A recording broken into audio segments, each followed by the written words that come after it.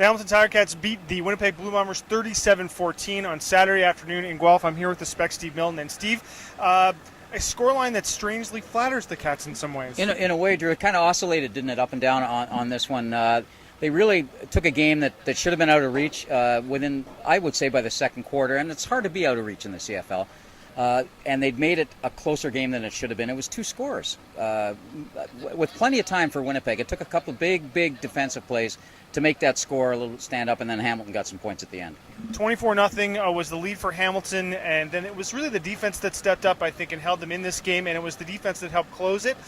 Jamal Johnson with interception, D. Webb with a pick six, and you enjoyed the play of Brandon Boudreau, who had 2 sacks. Well, I was glad to hear Kent Austin point out that second sack as being an extremely important play at the end of the game, because they still had a shot at it. They could have. We saw what happened with a quick kick that they tried earlier. That was possible. So until Boudreau really took them out and really changed, as Austin said, changed the field position in the last couple of minutes of the game.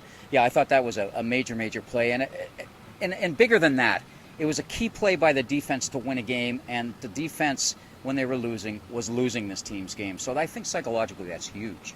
This team is now 4-4. 3 of those wins have come against the Winnipeg Blue Bombers, the 4th against the Edmonton Eskimos. We asked Kent Austin and Henry Burris whether or not winning games against those teams sullied the record at all. They said no. What do you think? No, I don't think it sullies it. I think you have to have some perspective here.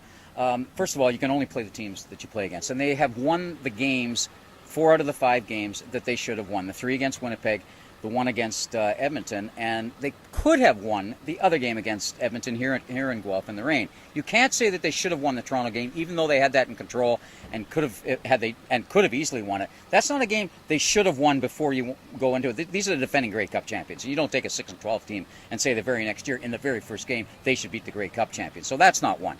Both Saskatchewan games aren't, because they're in the upper tier of this league. Those aren't games that they should have won. So if you look at it from the standpoint that they're winning the games that they should have, and also there seems to be some kind of arc. It may not be a smooth arc, as Austin was pointing out today, but there is an arc, and that arc is mostly in the defense. Make sure you check out Monday Spectator for a full game report, including Steve's column. Reporting for the Hamilton Spectator from the University of Guelph, I'm Drew Edwards.